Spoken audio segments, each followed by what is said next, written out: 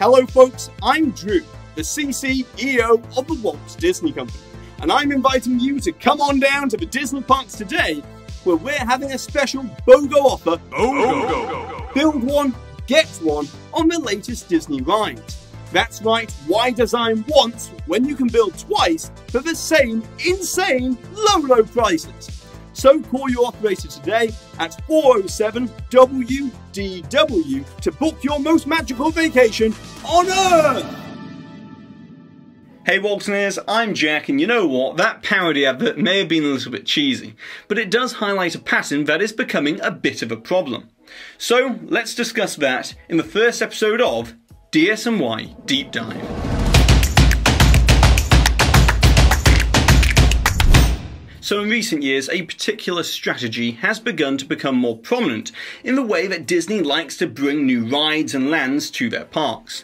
And in my opinion, it's beginning to get a little bit out of hand. And rest assured, I'm not talking about this sort of clone culture. Like I'm going to be doing some sort of elaborate Dino DNA segment like John Hammond from Jurassic Park. But instead I'm talking about Disney Park clone culture. As it seems that every new ride project is getting cloned for another park around the world. And a great example of this is 3 out of the 4 new attractions that are going to be a big part of celebrating Walt Disney World's 50th anniversary are in actual fact clone projects. As Remy's Ratatouille adventure coming to Epcot is a clone of Ratatouille the adventure that opened in Disneyland Paris in 2014, the Tron Light Cycle Run roller coaster coming to the Magic Kingdom is a clone of the Tron Light Cycle Power Run that opened with Shanghai Disneyland in 2016, and Mickey and Minnie's Runaway Railway, which opened this March at Disney's Hollywood Studios, is not going to remain an exclusive to Walt Disney World for very long, as it too is also in the process of being cloned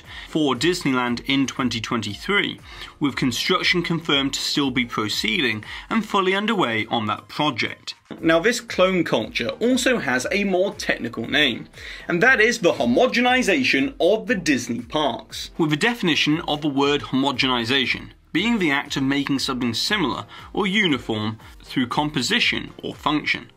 And that is exactly what's happening. And this isn't just related to Walt Disney World's latest and greatest rides, but this homogenization can also be found as a common theme throughout the Disney parks over the past 10 to 20 years, and definitely into the future with upcoming projects as well. But don't just take my word for it, see for yourself.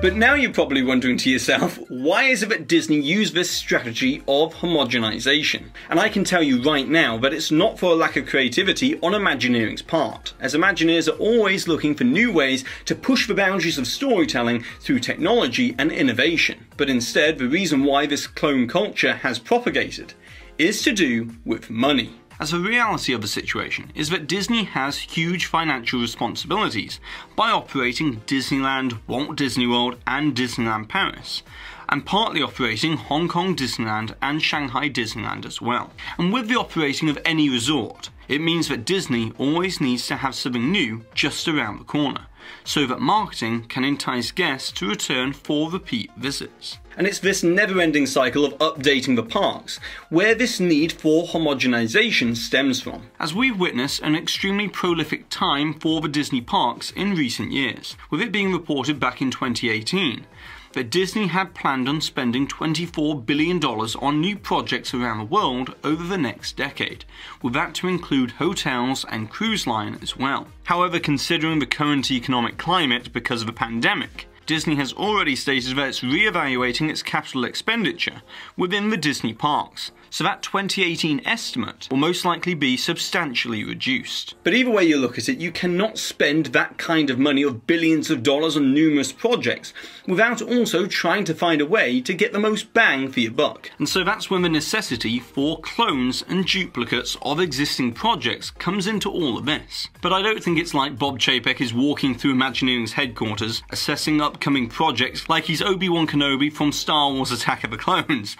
Although with the sheer amount of cloned projects in the works at Disney, I wouldn't rule this out of the realm of possibility. As you see with every new ride, experience or hotel, there is a lot of research and development, and it can sometimes span a few years before that project is even officially announced to the public, as was the case with Star Wars Galaxy's Edge that had a completely alternative planned concept before it was redesigned into what we have today. And this research and development process is extremely expensive, and most importantly, time consuming, with there only being so much that Walt Disney Imagineering can do to scale up and handle everything at any one time. So the decision has to be made to clone projects for different Disney resorts around the world, in an effort to share the expensive cost of the research and developmental process, whilst also getting something that they can market for multiple resorts. However, despite this homogenization and clone culture being used too much in recent years, it does actually have a history and a precedent within the Disney parks. And this originates from when Disney embarked on building their second theme park ever, with the Magic Kingdom, as there were certain attractions that were considered to be staples in making a quintessential Disney park experience, such as Dumbo the Flying Elephant, Peter Pan's Flight, Mr. Toad's Wild Ride, Mad Tea Party, Snow White's Scary Adventures, The Jungle Cruise,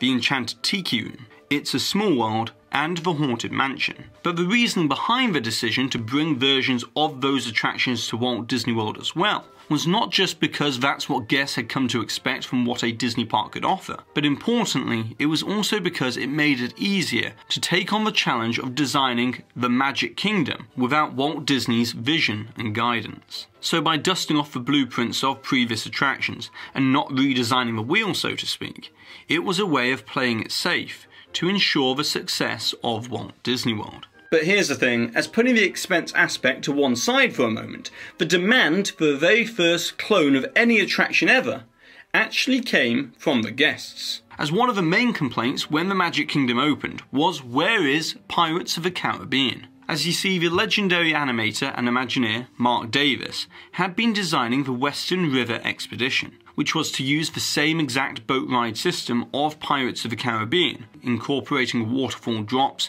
and harnessing all of the knowledge and techniques that had been developed throughout the creation of Pirates of the Caribbean. But instead, it was to be themed around the Western frontier, as it was theorised at the time that the East Coast audiences would not be as interested in experiencing Pirates of the Caribbean, as so much of pirate folklore and mythology could already be found within the history of the surrounding states, and so Disney thought it would be too mundane and not exotic enough. But because Pirates of the Caribbean had been so extremely successful at Disneyland and had been heavily marketed within the television programming, guests on the East Coast wanted it as well. And so development on the Western River Expedition was shelved, and construction immediately began on a duplicate of Pirates of the Caribbean for it to open in 1973. However, because it was needed in such a short amount of time, and also because Disney had just spent a huge amount of money building Walt Disney World, certain atmospheric scenes at the beginning and at the end of the attraction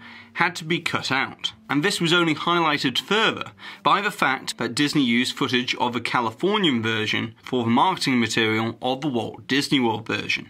And over the years, because it was a scaled-back version, it's been widely considered to be the least popular version of the Pirates of the Caribbean attraction, compared to that of the other Pirates of the Caribbean attractions found in other parks around the world.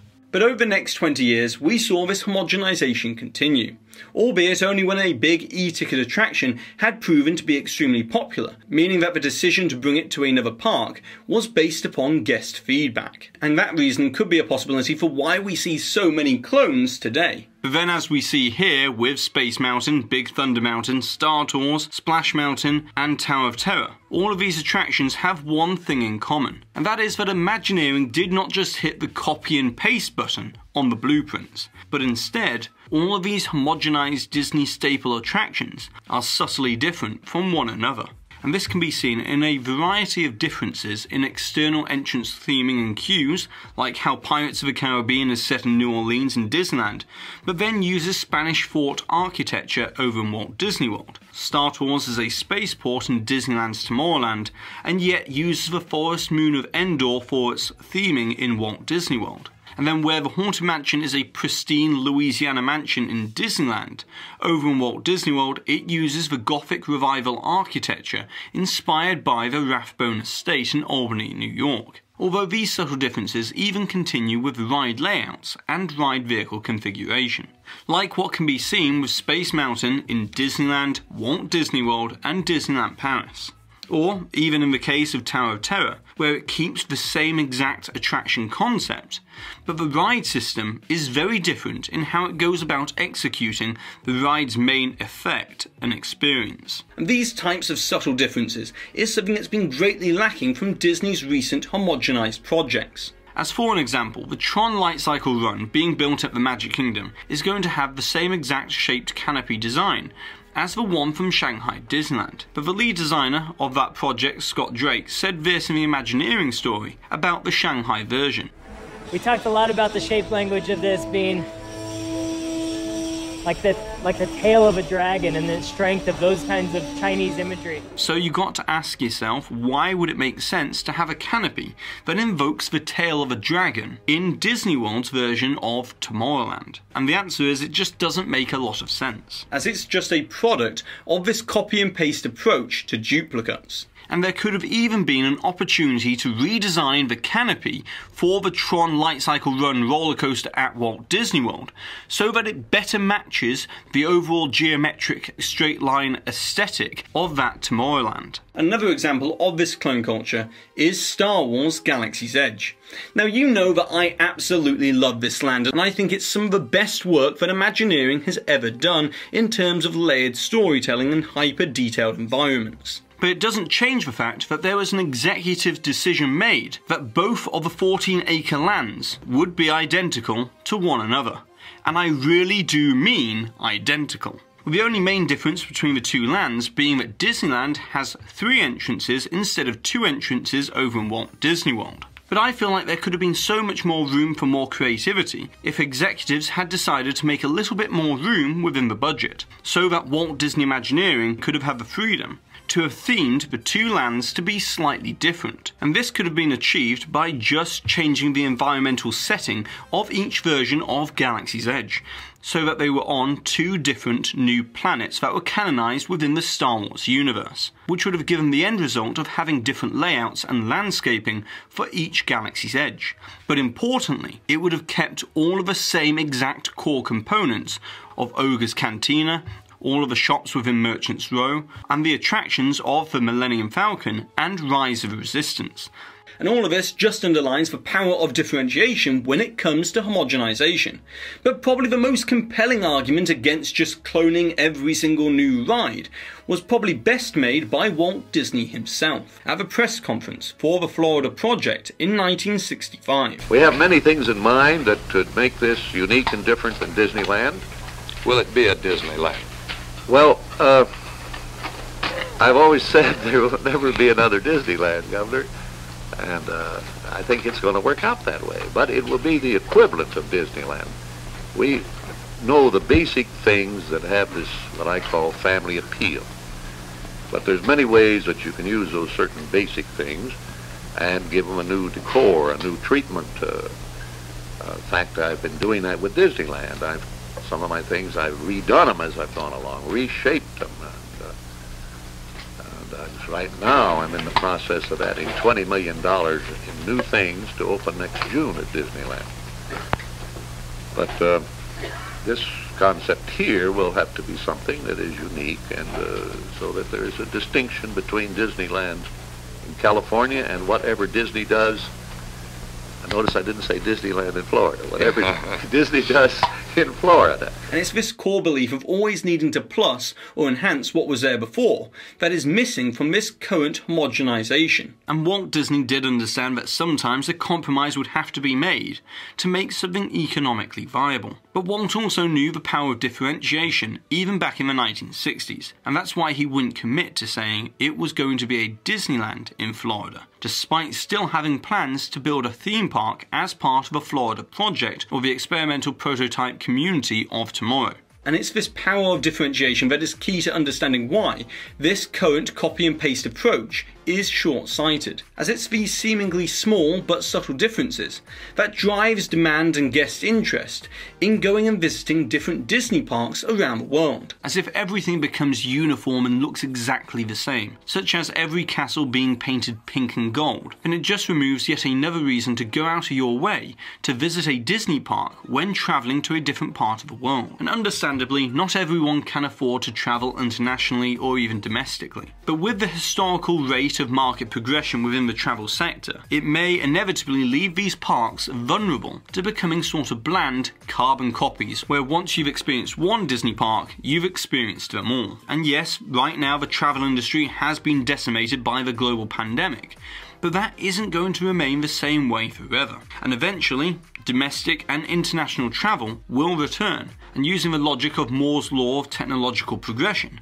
it says it will trend toward more affordable and sustainable options, making it an even smaller world after all, once again, which is only going to be compounded by the advancements made within the aviation sector of supersonic flight or drastically reduced travel times with Virgin Galactic's suborbital superjets that aim to disrupt the travel industry. And here's another reason why this copying and pasting exact clones is not a good approach, as it doesn't take into consideration the cultural diversity of the location within its surrounding area. And there are some very good examples of this, with the first being Disneyland Paris, as originally Imagineering wanted to make that Main Street USA a Chicago-style Main Street of the roaring 1920s, as it was thought that the Europeans could identify more with the jazz era. But then CEO Michael Eisner decided on using the more traditional turn-of-the-century Main Street USA instead, which wasn't the wisest move at the time, considering there was already a cultural backlash to the perceived concept of American consumerism invading European culture. And then years later, the same mistake was made with Hong Kong Disneyland, but on an even larger scale, as the decision was made to not only copy and paste Main Street USA, but also Sleeping Beauty Castle and a lot of Disneyland's design because of budget Imagineering, which when the park opened was met with a lukewarm reaction. And it's something that years later, Disney are having to go back and rectify by giving Hong Kong Disneyland its own unique castle. Whereas when it came to Shanghai Disneyland in 2016, Disney decided to go in a completely new direction, with the creation of Mickey Avenue instead of Main Street USA, and a general rethinking of the overall Disneyland concept. And it's been a huge success because Imagineering had the main goal of making it authentically Disney, but distinctly Chinese. So I guess there's a lesson in saying that exact clones of lands and attractions can also prove to be detrimental to the overall bottom line if they're simply copy and pasted and not suitably adapted to a new culture or location. But in my opinion, there are ways in which this current clone culture could easily be improved, that would find a happy medium between the extremes of exact ride replicas, whilst also not driving up huge expenses often associated with original attractions. And these solutions can actually be found within Walt Disney Imagineering's past, as one option would be to just make subtle thematic differences on the surface level that would not change the overall ride design or ride layout, but instead focus more on elaborate facades, exterior entrances, queue layouts, and perhaps a change in backstory. But then we come to the other solution, which is arguably even better. And that is that when Imagineering are within their research and developmental phase on a project, they should be encouraged to plan and design to repurpose a ride technology or ride system so that it's flexible enough to be applied to different intellectual properties or attraction narratives that have already been specified for different Disney park locations. So then that way Disney can build a clone of the same attraction, but because it has a different theme, they can get double the marketing potential despite it being the same core attraction. And this is actually something that Disney's inadvertently done since the very beginning, with some of the most iconic attractions sharing the exact same ride system to save on the overall expense, such as the guided indoor boat ride system that was designed for It's a Small World, but then was later used for Pirates of the Caribbean, the Omni-Mover ride system that was developed for Adventures Through Inner Space, but then was iconically used within the Haunted Mansion and Spaceship Earth as well. The Wild Mouse tubular coaster design that was first pioneered for the Matterhorn bobsleds in 1958, but then was used as the basis for Space Mountain, but instead it was to be enclosed in a pitch black environment to create a more thrilling experience at Walt Disney World. Then we even had the motion simulator for Star Tours that was also used for Body Wars and Epcot. The ride system and track layout of Test Track was also used within Radiator Springs Races. And lastly, the enhanced motion vehicle that was designed for the Indiana Jones adventure was then later duplicated for Dinosaur at Disney's Animal Kingdom. So all of these are brilliant examples of rides that use essentially the same exact ride mechanisms and ride systems, but through very different theming and attraction narratives. They provide a new and unique attraction experience where you don't even think about the comparisons and similarities between Disney rides that can be found in different Disney parks. And it's that variation in the concept of homogenization that is currently missing. And so now we've come full circle. As for instance, the decision to make an exact clone of Mickey and Minnie's Runaway Railway for Disneyland is sort of passable because it will at least have a different entrance and queue as it's within Toontown. But I still feel that it's a pretty big missed opportunity for further differentiation, as the research and developmental breakthroughs made in the transformative 2.5D projection technology would have worked amazingly well